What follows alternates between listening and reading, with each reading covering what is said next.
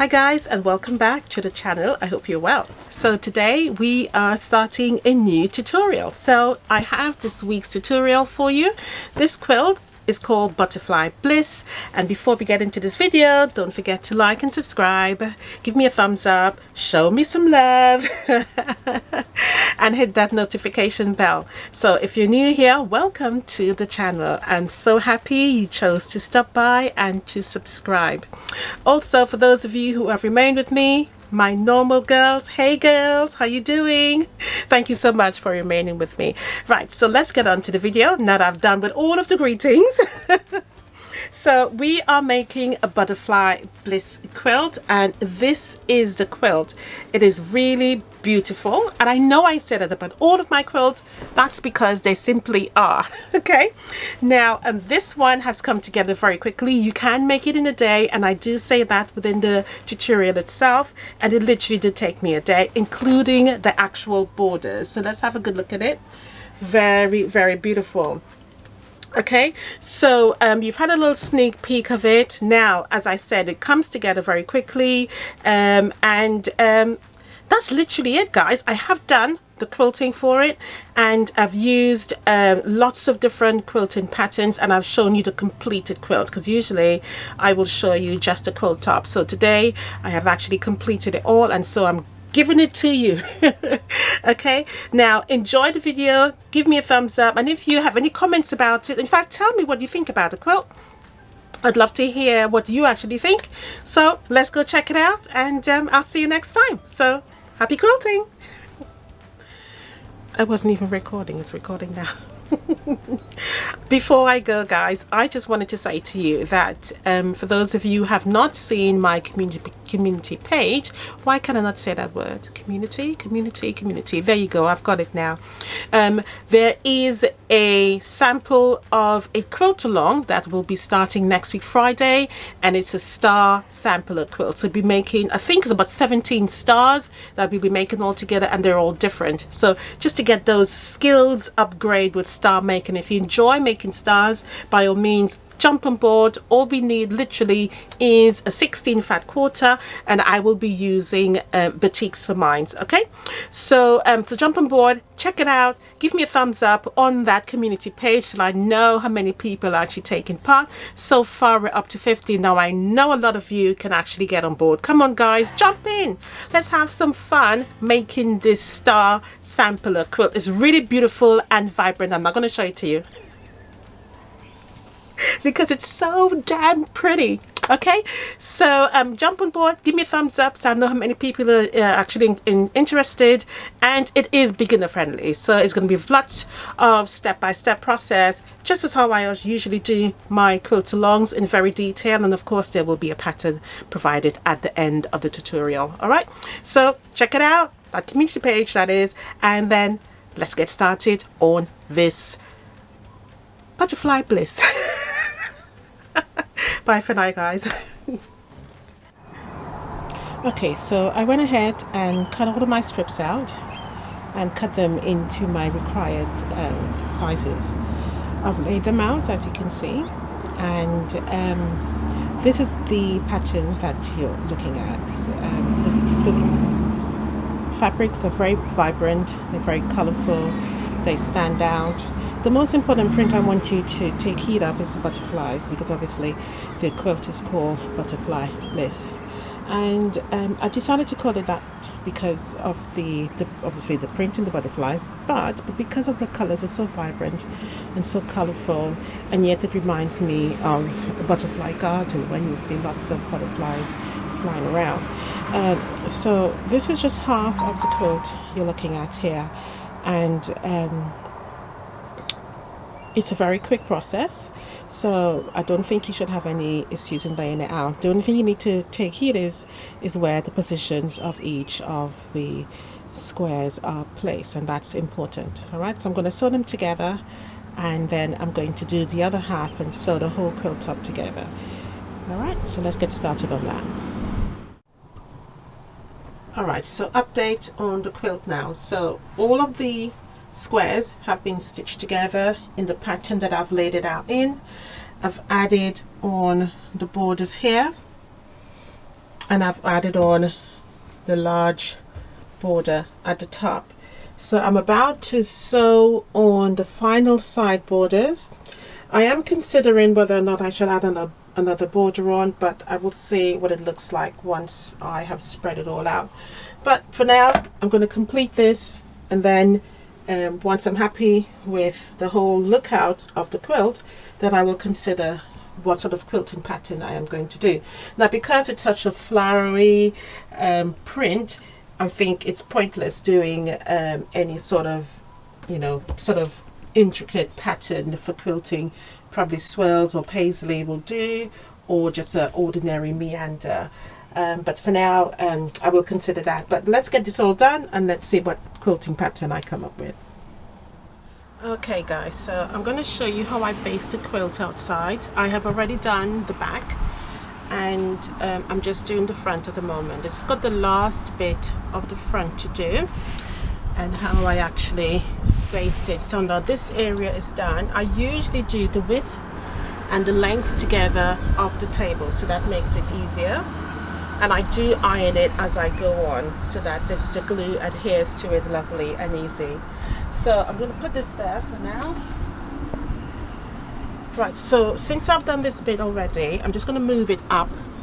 I'm using the edge of the table as my guide, so I'm just going to move it up. So I'm not worried about it moving, because I know it's already glued down.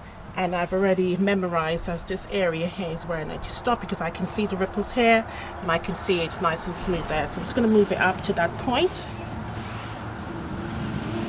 Okay, and literally what I'm going to do now is fold it back. I don't worry too much about neatening it out at the moment. I'm just going to fold it back to the point where I've already glued. Just try and keep that there. Now, because the wind blows, it can be a little bit tricky when you spray in the glue, and I find sometimes that if it's very windy, I wouldn't do it outside, because the wind can literally just blow the glue away. So I try to wait till I know when the wind has stopped moving, and then I spray. So because I know the edge underneath here isn't done, the first thing I'll do is just spray there, and then I do a quick spray, and I'm holding the nozzle down.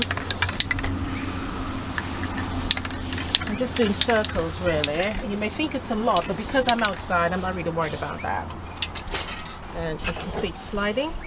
So what I'm going to do now is jam my legs against it so it doesn't move, and fold it down nicely.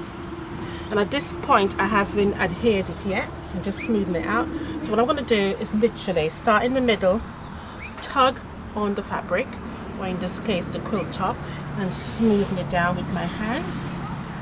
Now, I'm not pulling to move it, I'm just tugging it so that it's smooth, and I'm going to work my way out. And at this time, I'm actually beginning to glue it down.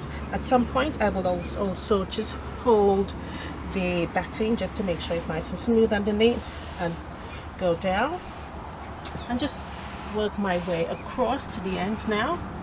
And one thing about the spray glue is that if you think you've stuck it down incorrectly, you can also go back, lift it all up, and continue again. So that edge is fine. I'm going to go out to this edge now, do the same thing, pull it down, just give it a nice tug and smoothing it out. Also just hold the backing fabric as well. Right, what I'm going to do now is to go in with my iron, and I'm going to start from the point where I stopped, because I know this is my edge here, and the iron would leave a mark, so it's actually on steam.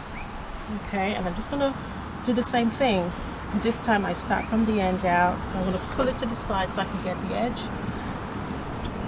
work my way down, and just do that all the way down till I know it's completely adhered to, and it keeps it nice and smooth. No worries at all about it not sticking. And that's it. That's it. Literally very, very easy. No strain on my back.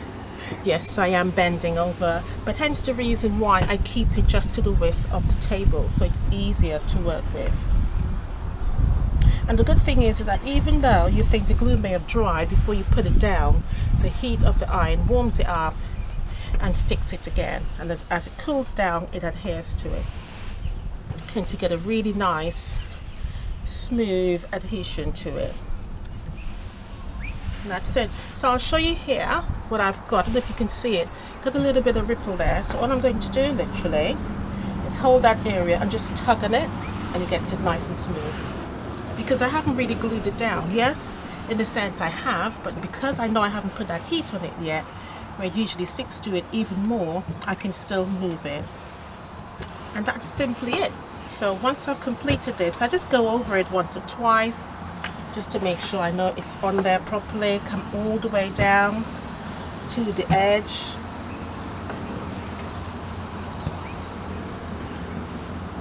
And then once I'm done, that's it. I'm going to start to quilt this quilt top. It's looking absolutely gorgeous. Loving this butterfly print, hence the reason why the quilt is called Butterfly Bliss. Okay, so finish up the last touches, and that's it. That is simply how to adhere your, or to baste your quilts in this case. Alright guys, the Butterfly Bliss quilt is now completed, guys. It is absolutely wonderful. Just a beautiful throw size. This quilt measures 55 by 60 because of its small rectangular shape at the top there, especially with the purple borders here. And I use that purple border because there is sort of that contrasting color within a lot of the print. So for example, if we look at this Paisley Parade pattern here, which is what this print is called, absolutely beautiful. There's slight hints of purple in it, and so I thought using a really flowery solid purple color, strong purple color, to frame the quilt would be very beautiful. I just love the patchwork. Now for the patchwork, it took one day to make the whole quilt up, borders included. Alright, and I've also used, hopefully you can make it out, that is a Christmas print there. I think it's called Holly Leaves. Absolutely beautiful. Well, it is Christmas in July, so I thought I would throw that in there. Otherwise, the reason it's called Butterfly Bliss is because of this pattern, and I've used that pattern throughout. Also, I just thought that all of the flowers together within all of the different fabrics that I've used just really lend a hand for it to be called Butterfly Bliss. Really, really beautiful. Now for the quilting itself, I did lots of feathers, and I know you can't see that, and that's one of the disadvantages of using a flower or very colorful print, that you can't really see the quilting. But I did lots of feathers as well as swirls within it. Probably if I go closer you might be able to see it. Let's try another one. Okay, however, on the actual borders I just did these shapes here, and again, as I said, it took me 2 days to quilt it. Saying that, it wasn't a difficult process at all. Really lovely process. However, on the borders, which is really lovely and big, I did lots of swirly lines, wiggly lines I should say, and using wiggly lines really does help to really complete that quilting process. Now the back of the quilt is where I have actually fallen in love. Now before I go to the back, I also wanted to add that I've used the Paisley Parade on the actual binding as well, and I just love it. Look how it's actually shown up there, really, really nicely. This is really easy to make, guys. I mean, with a simple pattern, sometimes you need the vibrancy of the colorful fabric to really make, or to allow the patchwork pattern to stand out. And I really love it because you can actually see where I've put these darker tones together really popping out, and even the holly white print as well, everything shows up.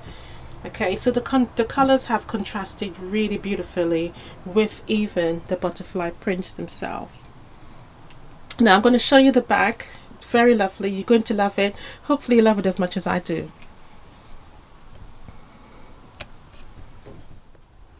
Alright guys, so this is the back. As you can see, it is literally a cream color. There is no color in the back of this, so hence the reason why doing all the patterns for the quilting was so important, because ideally I really wanted the back to be just as beautiful as the front, even though you can't see the patchwork in the back here because usually you just use a very printed pattern, but I really wanted to highlight it.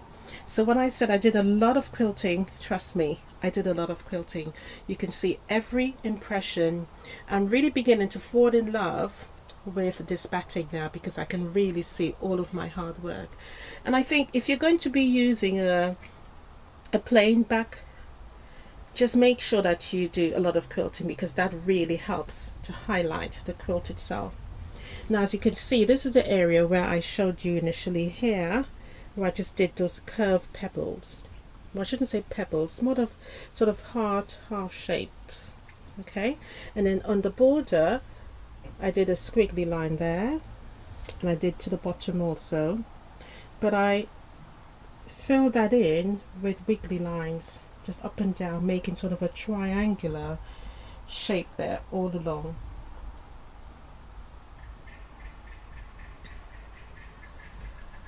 So with the squares itself, there was lots of feathers and meandering lines within it. Sorry, meandering swirls, my apologies. So every inch of this quilt was quilted, and that's important, especially when you're going to be showcasing the back as well for the quilt. So it's not just the front that's playing a huge part here, is also the back. So every inch was actually covered. So I really enjoyed making this quilt. It really gives you an opportunity to really practice your quilting. If you know you're confident at it, by all means have a go. And even if you aren't, it doesn't really matter. One of the secrets about quilting is that once you've started and you've really compacted the quilt with quilting, it doesn't really show your mistakes. You will be surprised to learn that a lot of the mistakes will just fall into the actual pattern itself. Not that there's any on this one. Well, I'll add that. But when I first started quilting, if I made a mistake, it never showed. I would know it's there, but to anybody else looking at it, they wouldn't really see it. For each other corner, I did that pattern there. So I did an oval shape, and then I added those swirls in the middle there. So I really enjoyed making this. And I also love the fact that I used the paisley parade on the end, again because of the cream. Doesn't it look beautiful, guys? So I would encourage you to try making this quilt.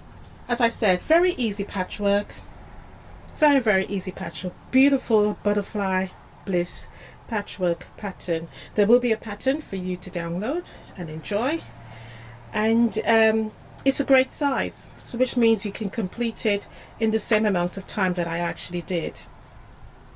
So for the green, I just did up and down lines there, just up and down, just that's it, just up and down over and over again. And again, if you use your patterns over and over again, it just comes out really beautiful. So have a go, guys. Don't be afraid to try quilting. If you haven't, just go for it. Trust me, you will learn. You would learn every time you do something different how lovely this is. And I just love the fact that if I wanted to turn this on the other side and to showcase it like this, I can, and just show the beauty of both sides of the quilt. So guys, that's all I have for you today. Do like and subscribe to the channel, and if you're new here, by all means welcome So happy to have you on board, and if you're not and you're looking, please feel free to subscribe. I encourage you to, and I would love your support. So once again, guys, thanks for checking Crafty Quilting Designs out, and I hope you enjoyed this tutorial. Bye for now, guys, and happy quilting.